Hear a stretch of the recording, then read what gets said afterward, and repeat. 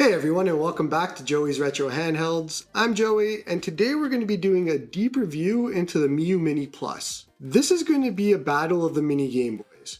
I can't really do a full review on the Miyoo Mini Plus without also talking about the Anbernic RG35XX. And so throughout the video, it's going to feature a lot of what the 35XX can do in comparison to the Miyoo Mini Plus. Now, let's step back for a second. It's pretty amazing that both these little Game Boys can do up to PlayStation 1 perfectly. You're not going to have any issues doing any platforms up to PlayStation 1. So your Game Boys, your Super Nintendo, anything along those lines, all going to do well here. The one difference is that Nintendo 64 is going to be missing. Now, there is a way to get Nintendo 64 on the 35XX, and that's through Batacera, but that's just not ready for prime time yet, and it involves a lot to do. So for right now, and for the purposes of today's video, it's going to be the battle of the two Game Boys, and we're going to be talking about up to PlayStation 1. Now, if you're just here to know which one I like most, or what my thoughts are on the Miyoo Mini Plus is, I'll save you the time. I love this device. I love this device. They're both amazing. Now, as far as which one I like better, that's going to have to wait till the end of the video. But if you want to know which one of these you should buy, either of them. The main differences between the two, this has HDMI out, this has Wi-Fi. If that's all you want to know, feel free to purchase one of them and off you go. For everything else, continue watching. Now let's talk about colors. The Miyoo Mini Plus has white, black, gray, and purple color choices. I like black because it came with these Skittles, and if you can see behind me, I have the RG405M gray version that also has the Skittles, and it just looks awesome. The Anbernic RG35XX has a white, purple, and gray options. I went with transparent purple because it looked the best to me. But like always, when it comes to colors, it's going to be personal preference, and thankfully both devices do have quite a bit of options, as well as a ton of third-party options as well.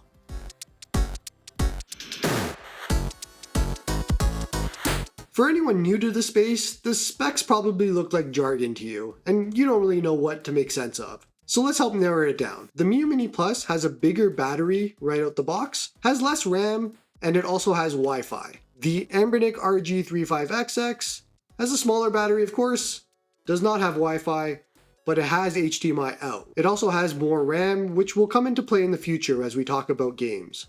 Now, if you've been following this channel at all, you'll know that in my RG35XX review, I was pretty disappointed that it didn't have Wi-Fi. I love retro achievements and also being able to just file transfer from my couch. Thankfully, the Miyoo has that Wi-Fi option, and that's been a great help to me in the way that I play games. Now, with Wi-Fi on, the battery life on the Miyoo Mini Plus is about 4 to 5 hours, give or take, depending on what I'm playing. And that's pretty similar to what the 35XX is without Wi-Fi. So battery life is great on both. It's not really a compromise or something that should be compared between the two. As far as weight and feel in the hands go, both devices are pretty much the exact same as far as grams. The Miyoo Mini Plus is 162 grams and the 35XX is 165 grams. So no difference in feeling, and as I'm holding them and feeling them here, there's really no difference between the two. My 35XX actually has the expanded battery, and even with that option, I still don't feel a difference. In US dollars, the Miyoo Mini Plus is $66 directly from their AliExpress official store. The 35XX is actually $56 directly from the manufacturer, which is Anbernic, and their website. So there's a $10 difference between the two right now. I don't know everybody's financial situation, but $10 shouldn't be the make or break between deciding both options. Now, when talking about price for the Miyoo Mini Plus, the one thing that should be said is that it's been out of stock quite a bit. It's been hard to get directly from the AliExpress official store, and so a lot of people have relied on third-party resellers to get their device. The problem with that is that it's usually a markup. You might be paying another $5, $10, $15, some people have paid a lot more than that. But the point of the matter is that if you're looking at both devices, it might be a lot harder to get the Miyoo Mini Plus than the 35XX. Now for me personally, I purchased my Miyoo Mini Plus from the retailer Lit NXT for $72 shipped. It came within 2 weeks, and that's all there was to it. A lot of people don't have that option depending on where you live, and like I said, there's a lot of different third-party retailers, and I've seen a lot of them have so many of these in stock, so it might not be an issue. And especially even on the AliExpress official store, I know that I've seen a lot more of these come in stock as opposed to having to watch it throughout the day. So it might be a better option just to grab it directly from them if you see it pop up. So from a price perspective, these are both the exact same. Now let's get into what actually makes these two devices different.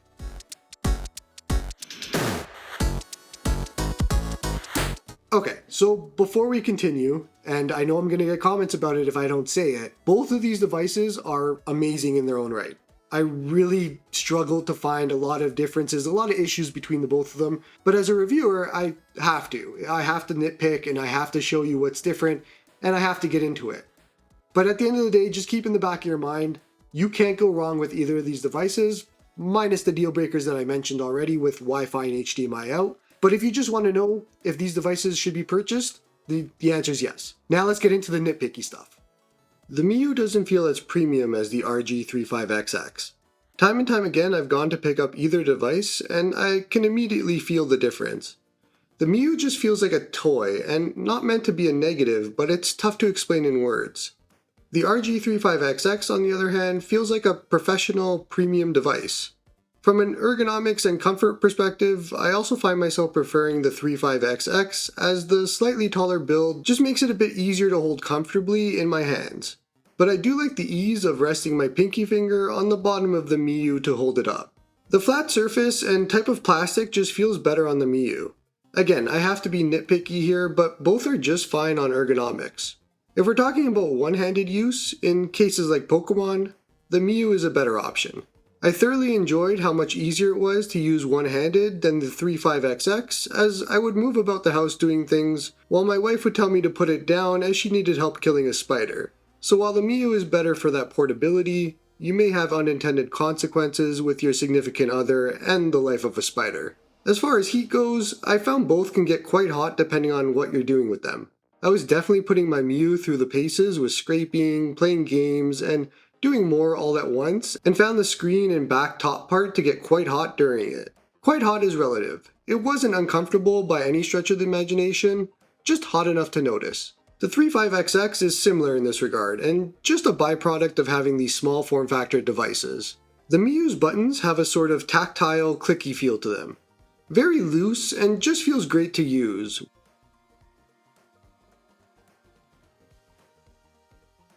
Where the 35XX is softer and more of a mushier feel with a stiffer presentation. The D-pad itself on the Miyoo is fantastic, easily the best between the two and it's not even close. I haven't had any issues with false diagonals in game and it's hard to gush about a D-pad, but this one is just top tier. That's about where my love of the Miyoo's buttons just ends.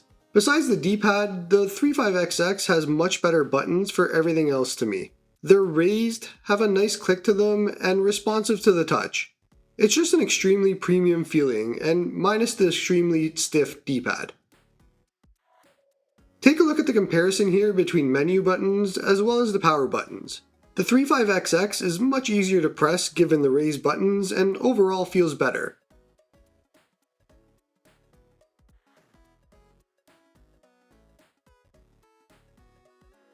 This continues with the back buttons as well. I much prefer the 35XX's pronounced back buttons as it makes it easier for my fingers to choose between them, and the clicky nature compared to the mushy feel of the Miyoo is a better response for me. Last on this is the LED light, and with the Miyoo it's extremely bright. Just unnecessarily bright, while the 35XX is a lot more muted.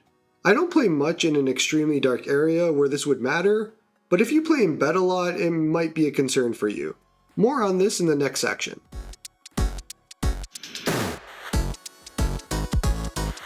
While writing out this review script, I noticed that my screen might suffer from the pop-out issue at some point. I can push down on the corner of the screen and it pops out the other side. That's concerning, and I knew coming in this might be an issue with this device, so I'll just have to look into what I can do if it does happen. But I did want to mention it as something you should keep an eye out for. Anyway, moving on. Out of the box, I was pretty impressed with the Miyoo screen. I had the opposite reaction with the 35XX and wasn't a fan of it. I've since warmed up to the 35XX's screen, but for some reason the Miyoo screen just keeps bringing me back. Onion OS also has the ability to change the saturation, hue, and other settings if I want to, whereas Garlic OS doesn't. But I haven't had the need to change anything on the Miyoo. The screen is just great for this price point. Let's compare the brightness of both as well. On the lowest setting, I find the 35XX to be slightly more dim than the Miyoo and exponentially better for a dark room thanks to the Miyoo's LED light. It's just an annoyance. On the highest setting, I find the 35XX gets a bit more bright than the Miyoo by a small amount. This helps a bit when you're outside, as you can hopefully tell by the video. It's really tough to film with a glare outside. I wouldn't say either of them are really bright sunny day devices, but the 35XX's extra brightness does help a bit. For a cameo appearance, let's bring in the 353V for more comparisons. This should really show you how much brighter the Anbernic devices are in comparison. But I find myself preferring the Miyoo's colors and dim screen. The 353V is of course taller than both of the other devices, and the face buttons have more grooves of the letters built in, so it's not slippery like the others. But otherwise, the Miyoo and 35XX just fit that Game Boy feel more. I've spoken about it at length before, but I just don't find the analog sticks to be usable or comfortable on the 353V, and so in my mind, the Miyoo and 35XX are just better overall devices and save you money in the process. Both devices are not great with loud audio, and are serviceable for normal usage.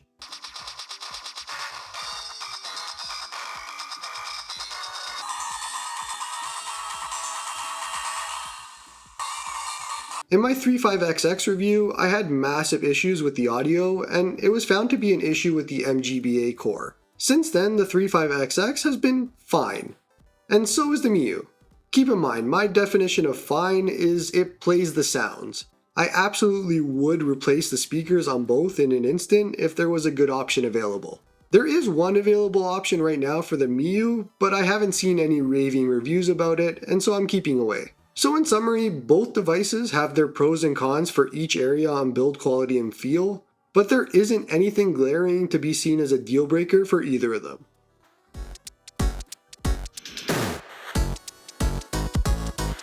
Because I find the stock operating system on both to be a bit lacking in what I need, I'm using Onion OS on the Miyoo Mini Plus and Garlic OS on the 35XX.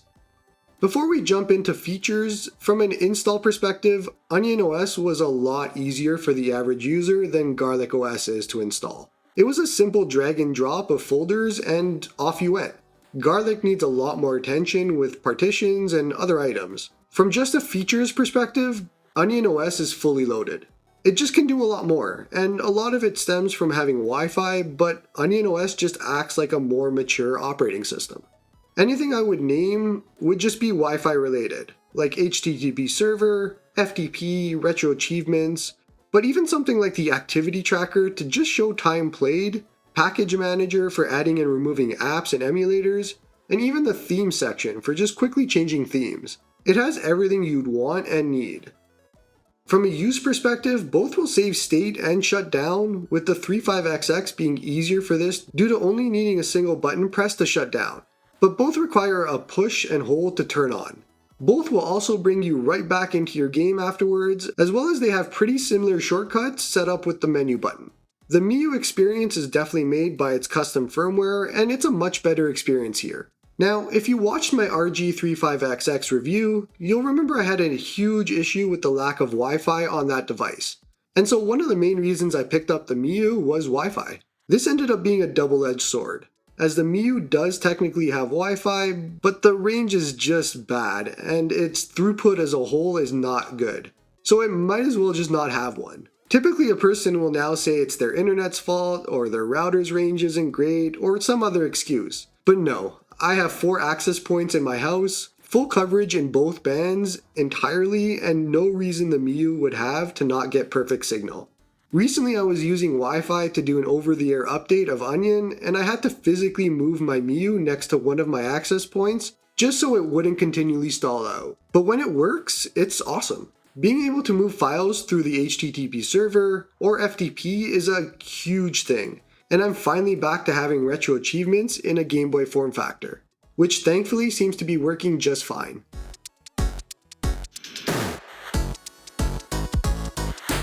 For both devices, they're going to play up to and including PS1 and flawlessly.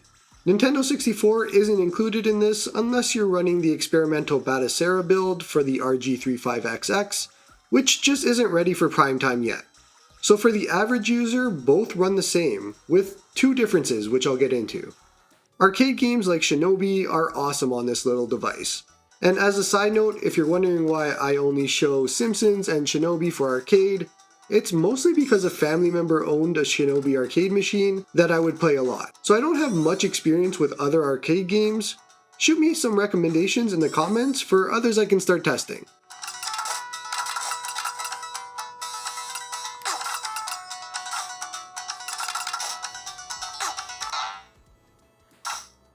Your Game Boy and Game Boy Color games will play great here as well, and fit the nostalgia aspect this form factor is going for. You can play around with different overlays and color correction settings to hit whatever nostalgia factor you want.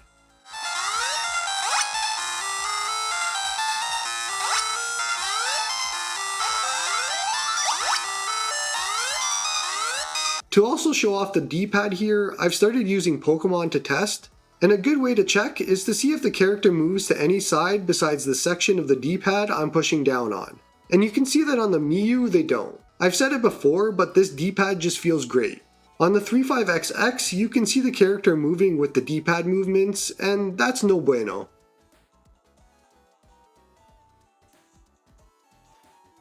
For Game Boy Advance, I'm going to pause here as I want to share an example of where the difference in power between the two devices comes into play.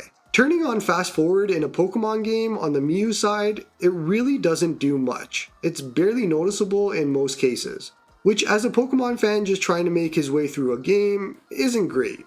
But on the 35XX side, it's much better, smoother, and fast forward actually feels like it's doing something. And that's because it is. The power difference also comes into play in another area.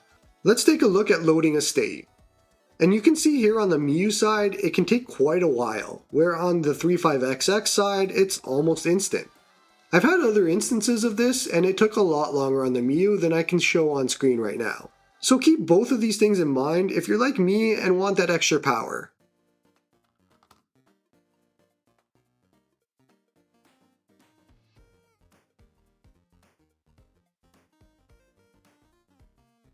Continuing into NES and Super Nintendo, and both systems are going to play great here as well.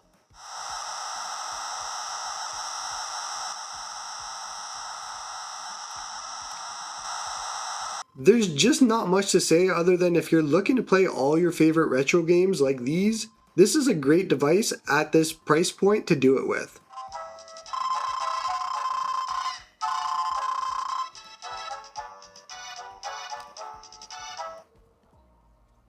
Genesis is more of the same though, and this one is similar to arcade games for me in that I was just a Nintendo kid growing up. I missed most of the Genesis since I could only find one person in my entire school that had one back then. Send those recommendations in the comments, would love to expand this catalog.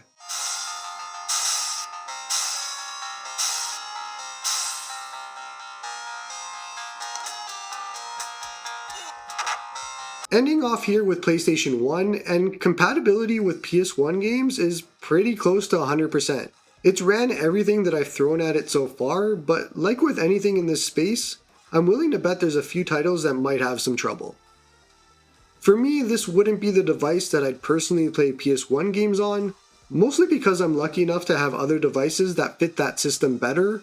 But if you want a device for this purpose, the Miyoo or the 35XX fit the bill perfectly.